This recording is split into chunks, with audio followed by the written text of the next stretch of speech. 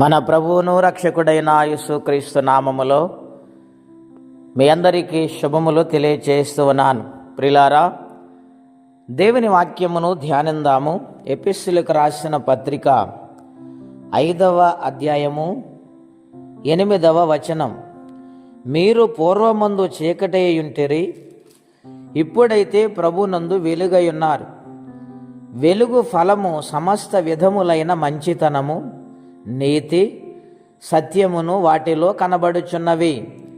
గనుక ప్రభుకేది ప్రీతికరమైనదో దానిని పరీక్షించుచు వెలుగు సంబంధుల వలె నడుచుకొనడి. ప్రియ స్నేహితులారా, ఉదయకాల సమయంలో పరిశుద్ధాత్మ దేవుడు మనందరితో మాట్లాడుచున్న మాటలు అపోస్తుడైన పౌలు పరిశుద్ధాత్మని ద్వారా ఎఫెసు పట్టణానికి, ఎఫెసు సంఘానికి ఈ ఉత్తరాన్ని ఆయన వ్రాస్తూ ఉన్నాడు.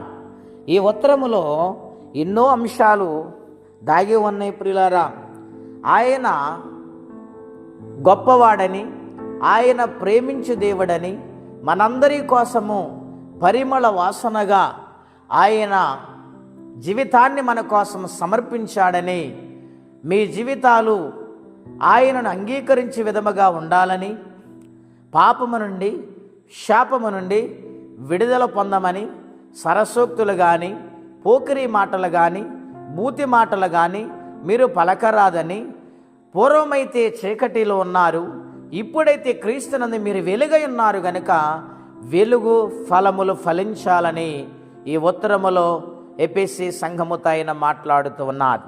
ప్రియులారా, ప్రభు ప్రీతికరమైనది మనం చేయాలి. ఆయనకి ఇష్టమైన పనులు చేయటమే వెలుగు సంబంధమైన పనులు. గనుక వెలుగు సంబంధమైన పనులు మనం చేయాలంటే ఆయనకు ప్రీతికరమైన జీవితాన్ని మనం కలిగి ఉండాలి. అప్పుడు ఆయన ఆత్మ ద్వారా మనకు సహాయం పంపిస్తారు. చీకటి కార్యములకు, అపవిత్ర కార్యములకు మనము దూరముగా ఉండాలని హెచ్చరిస్తూ ఉన్నాడు. ఆ విధముగా మనం బ్రతికినప్పుడు, భక్తిలో సాగినప్పుడు దేవుడు మనకు వెలుగు ఫలములు ఏవైతే ఉన్నవో అవన్నీ మనకు అనుగ్రహిస్తానని దేవుడు మాట్లాడుచున్నారు. గనుక ఫలములను పొందుకునేవారిగా, మంచితనము కలిగి, ప్రేమ కలిగి, లోబడేవారిగా, పరిశుద్ధాత్మ సహాయము ద్వారా బ్రతికేవారిగా మనందరము కూడా ఉండాలని కోరుకుంటూ ఈ మాటలు నేను ముగిస్తున్నాను. ప్రార్థనండి. అత్యంత కృపగలిగిన దేవా, మహోన్నతమైన మీ నామము కొరకే వందనాలు. అవును ప్రభువా, నాయన పూర్వము చీకటిలో ఉన్నాము, అజ్ఞాన కాలములో ఉన్నాము. మమ్మల్ని ప్రేమించి మీ రక్తముతో కడిగి వెలుగు సంబంధులుగా మార్చారు. ఇప్పుడు మేము వెలుగు సంబంధులైన పనులు చేయట ఆ వెలుగే మీరై ఉన్నారు ప్రభువా. నాయన వెలుగై ఉన్న దేవా, నీ కనికరము చొప్పున మమ్మలను ఫలింప చేయండి. ఎవరి కష్టముల బాధలు ఇబ్బందులు ఉన్నారో వారికి నీ సహాయం పంపించమని యేసుక్రీస్తు వారి పుణ్యనామములో ప్రార్థించి వేడుచున్నాము తండ్రి.